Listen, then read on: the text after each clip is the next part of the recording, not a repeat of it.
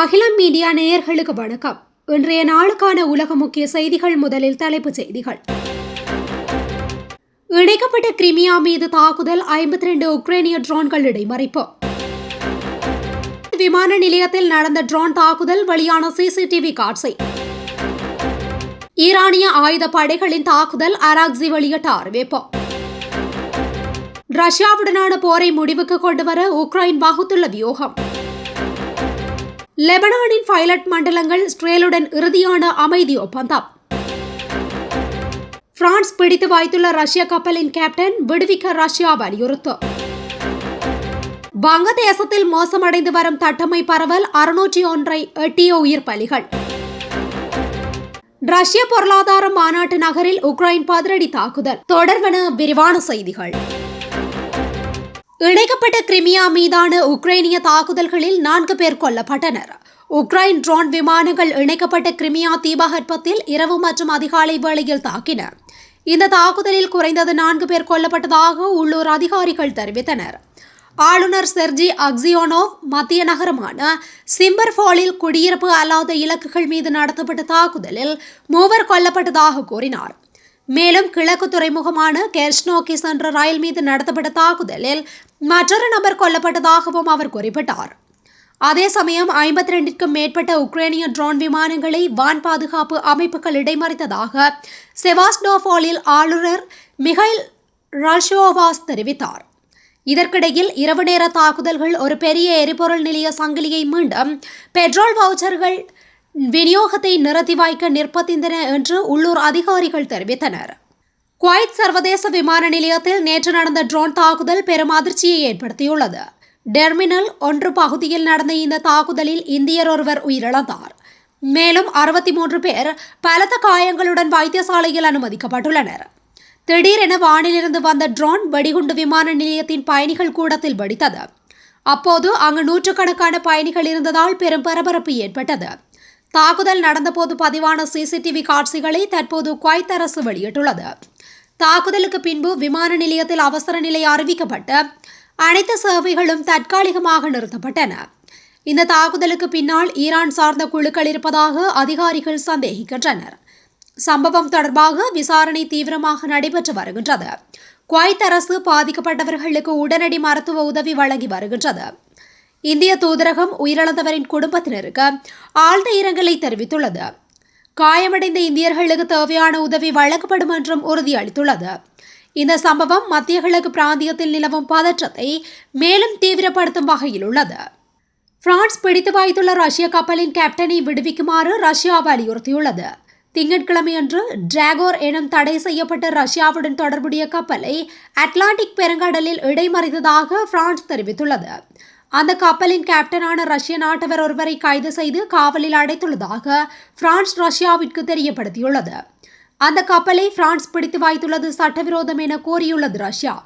அத்துடன் பிரான்ஸ் வெளியுறவு அமைச்சகத்தை தொடர்பு கொண்ட ரஷ்ய தூதரகம் உடனடியாக அந்த கப்பலின் கேப்டனை விடுவிக்குமாறு வலியுறுத்தியுள்ளது. இஸ்ரேல் லெபனான் இடையே போர் நிறுத்த ஒப்பந்தம் வெற்றியடைந்துள்ளது.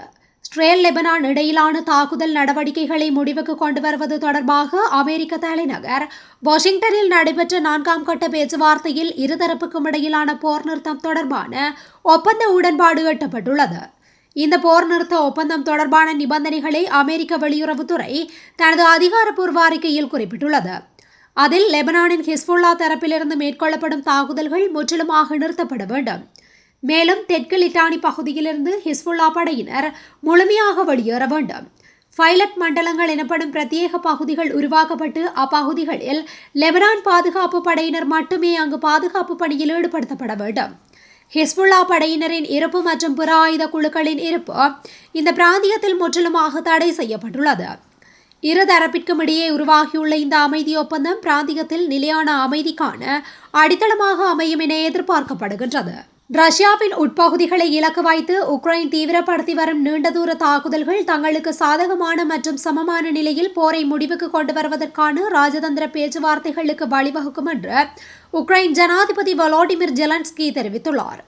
ரஷ்யாவின் எல்லைக்குள் நூற்றுக்கணக்கான கிலோமீட்டர் தொலைவில் அமைந்துள்ள ஒரு முக்கிய எண்ணெய் முனையம் மற்றும் கடற்படை தளம் ஆகியவற்றின் மீது உக்ரைன் அண்மையில் நடத்திய வெற்றிகரமான தாக்குதலை தொடர்ந்து அவர் இதனை குறிப்பிட்டுள்ளார்.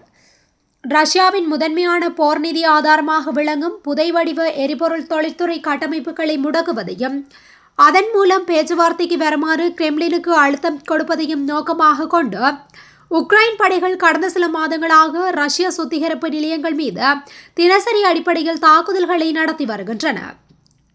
நேட்டோ பொதுச் செயலாளர் மார்க் ரூட்டோவுடன் இணைந்து கீவ் நகரில் செய்தியாளர்களை சந்தித்த ஜெலன்ஸ்கி எந்தவொரு ராஜதந்திர வடிவத்திலும் ரஷ்யர்களுடன் சமமான நிலையில் இந்த போரை முடிவுக்கு கொண்டு வருவதற்கான பாதுகாப்பு உத்தரவாதங்கள் இன்று நமக்கு கிடைத்துள்ளன என்று பெருமிதத்துடன் குறிப்பிட்டுள்ளார். கடந்த 4 ஆண்டுகளுக்கும் மேலாக ரஷ்யாவின் ஏவுகணை மற்றும் ட்ரோன் அச்சுறுத்தல்களுக்கு மத்தியில் வாழ்ந்து வரும் உக்ரைன் மக்களின் மன உறுதியை இந்த தாக்குதல்கள் அதிகரித்துள்ளதாக ஜெலன்ஸ்கி தெரிவித்துள்ளார். மேலும் இத்தகைய தாக்குதல்களின் அளவை உக்ரைன் மேலும் அதிகரிப்பது வரும் காலத்தின் கட்டாயம் மட்டுமே என்றும் அவர் சுட்டிக்காட்டியுள்ளார். குவைத் மற்றும் பஹ்ரைனில் உள்ள அமெரிக்க ராணுவ தளங்கள் மீதும் ஹோர்மோஸ் நீரிணை அருகே உள்ள கப்பல் மீதும் ஈரானிய ஆயுதப்படைகள் நடத்திய ஏவுகணை மற்றும் ட்ரோன் தாக்குதல்கள் தற்காப்பு நடவடிக்கைகள் என்று ஈரான் வெளியுறவு அமைச்சர் அப்பாஸ் அராக்சி தெரிவித்துள்ளார். ஈரானின் முக்கிய எண்ணெய் ஏற்றுமதி மையமான கார்க் தீவை நோக்கி சென்று கொண்டிருந்த போட்ஸ்வானா நாட்டின் கொடியேந்திய எண்ணெய் கப்பல் மீது அமெரிக்க ராணுவம் ஹெல்ஃபயர் ஏவுகணையை பயன்படுத்தி தாக்குதல் நடத்தியதாக ஈரான் குற்றம் சாட்டியுள்ளது. அந்த எண்ணெய் கப்பலை அமெரிக்கா செயலிழக்க செய்வதற்கு பதிலடியாகவே இந்த ஏவுகணை மற்றும் ஆளில்லா விமான தாக்குதல்களை ஈரான் நடத்தியுள்ளதாக தெரிவிக்கப்படுகின்றது. இது தொடர்பாக எக்ஸ் சமூக வலைதளத்தில் பதிவிட்டுள்ள ஈரானிய வெளியுறவு அமைச்சர், பொதுமக்கள் பயன்படுத்தும் கப்பல்கள் மீது தாக்குதல் நடத்துவதற்கும் போர் நிறுத்த ஒப்பந்தங்களை மீறுவதற்கும் அமெரிக்காவிற்கு அனுமதி வழங்கப்பட்டுள்ள தளங்களையே தங்கள் நாட்டு படைகள் குறிவைத்துள்ளதாக குறிப்பிட்டுள்ளார். மேலும் ஈரான் மீது தொடுக்கப்படும் எந்தவொரு விரோத செயலுக்கும் உடனடியாகவும் தீர்க்கமாகவும் பதிலடி கொடுக்கப்படும் என்றும் அவர் எச்சரித்துள்ளார். குவைத் சர்வதேச விமான நிலையத்தில் நேற்று நடந்த ட்ரோன் தாக்குதல் பெரும் அதிர்ச்சியை ஏற்படுத்தியுள்ளது. டெர்மினல் 1 பகுதியில் நடந்த இந்த தாக்குதலில் இந்தியர் ஒருவர் உயிரிழந்தார். மேலும் 63 பேர் பலத்த காயங்களுடன் வைத்தியசாலையில் அனுமதிக்கப்பட்டுள்ளனர். திடீரென வானிலிருந்து வந்த ட்ரோன் வெடிகுண்டு விமான நிலையத்தின் பயணிகள் கூடத்தில் வெடித்தது. அப்போது அங்கு நூற்றுக்கணக்கான பயணிகள் இருந்ததால் பெரும் பரபரப்பு ஏற்பட்டது. தாக்குதல் நடந்தபோது பதிவான சிசிடிவி காட்சிகளை தற்போது குவைத் அரசு வெளியிட்டுள்ளது. தாக்குதலுக்கு பின்பு விமான நிலையத்தில் அவசர நிலை அறிவிக்கப்பட்ட அனைத்து விமான சேவைகளும் தற்காலிகமாக நிறுத்தப்பட்டன. இந்த தாக்குதலுக்கு பின்னால் ஈரான் சார்ந்த குழுக்கள் இருப்பதாக அதிகாரிகள் சந்தேகிக்கின்றனர். சம்பவம் தொடர்பாக விசாரணை தீவிரமாக நடைபெற்று வருகின்றது. குவைத் அரசு பாதிக்கப்பட்டவர்களுக்கு உடனடி மருத்துவ உதவியும் வழங்கி வருகின்றது. இத்துடன் இன்றைய நாளுக்கான உலக முக்கிய செய்திகள் நிறைவடைகின்றன. தொடர்ந்து இதுபோன்ற செய்திகளை உடனுக்குடன் அறிந்து கொள்ள அகிலம் மீடியாவுடன் இணைந்திருங்கள்.